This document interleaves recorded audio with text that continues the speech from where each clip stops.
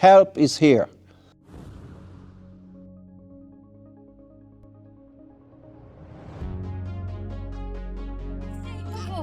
That's why when you come first, honest, by God, God take care of you. I've known Rickie a long, long time, and his wife and his family.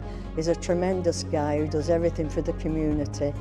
He looks after us down here. Every week he brings bread and surplus food and things like that, clothing, everything that you want, Rickie. He's always on the end of the phone if you need him.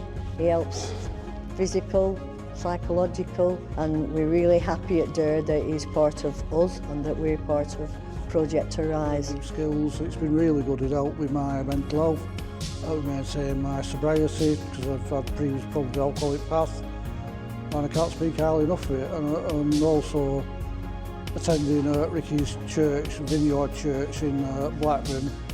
You just saw how much he does for other people. They've got a clothes bank there for vulnerable people who might need clothes. They've got a toys bank for children. It's really good. So I have been with Rickie since 2019. I've seen him distribute food. Even when it was COVID time, him and his wife were distributing food to the needy. And that is a sign of how he is committed to serve our community. We are here and we will encourage other professionals to come and join with us.